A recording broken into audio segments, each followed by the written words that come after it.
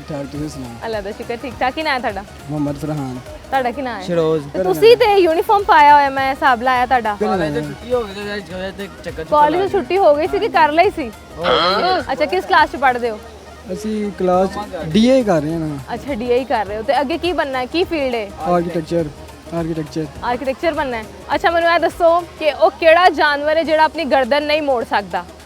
ਨਹੀਂ ਮੋੜ ਸਕਦਾ ਬਾਂਦਰ ਨਹੀਂ ਮੋੜ ਸਕਦਾ। ਨਹੀਂ ਨਹੀਂ, ਬਾਂਦਰ ਮੋੜ ਸਕਦੇ ਨੇ। ਮੋੜੋ ਜ਼ਰਾ।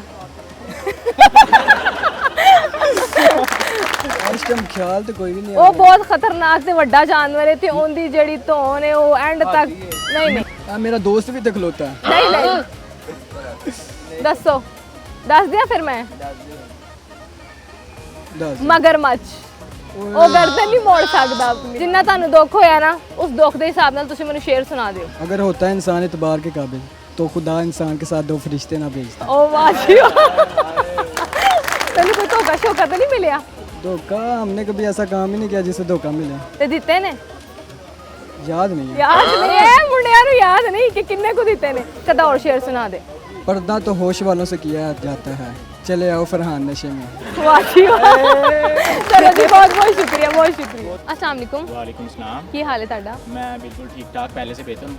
ਚਲੋ, ਪਹਿਲੇ ਕੀ ਹੋਇਆ ਸੀ पहले दिल टूट गया था मेरा। ਤੇ ਹੁਣ ਜੁੜ ਗਏ? हाँ, ਕਿੰਨੇ टूट ਜੋੜੇ गया। ਆ? कहते हैं ना वो लड़की जो सी है, लड़की का जख्म जो है लड़की पूरी कर सकती है, वो दूसरी लड़की आ गई है, वो उसने मेरे दिल का जख्म पूरा कर दिया। ਅੱਛਾ, हाँ जी। ਤੇ ਜੇ ਉਹ ਵੀ ਤੋੜ ਕੇ ਚਲੀ ਗਈ ਫਿਰ ਤੀਸਰੀ ਆਏਗੀ? कोई गल नहीं, जो भी तोड़ के चली गई तो दुनिया च कुड़ियां दी कमी थोड़ी ਕਮੀ है, ਥੋੜੀ। ਤੇ ਤੂੰ खासकर खूबसूरत कुड़ियां दी। ਤੇ ਤੂੰ ਵਿਆਹ ਹੀ ਕਰ ਲੈ, मतलब वो ਗੱਲ ਕਿਤੇ ਪਾਸੇ ਲੱਗੇ। नहीं, शादी मैंने कराने का सोचा हुआ है, लेकिन वैसी मिल नहीं रही मुझे अभी ना।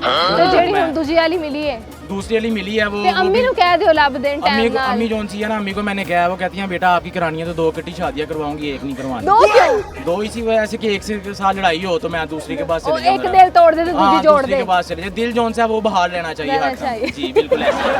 ਕਿ ਉਹ ਕਿਹੜਾ ਪਰਿੰਦਾ ਹੈ ਜਿਹੜਾ ਉੜ ਨਹੀਂ ਸਕਦਾ ਲੇਕਿਨ ਦੌੜ ਸਕਦਾ ਤੇ ਬਹੁਤ ਤੇਜ਼ ਦੌੜ ਸਕਦਾ? शीतलमुर्ग। ਸ਼ਤਰਮੁਰਗ। ਵਾਹ, ਇਹ 4 ਵੀ ਵਿਆਹ ਕਰਾ ਲੇਗਾ, 2 मैं ਨਹੀਂ। हैंडल कर लूंगा, मुझे इतना मसला नहीं है। ਇਹ ਚੌਥਾ ਵੀ ਕਰਾ ਕੇ ਹਟੇਗਾ। ਅੱਛਾ, ਤੁਹਾਨੂੰ ਕੋਈ ਗਾਣਾ ਆਉਂਦਾ ਹੈ?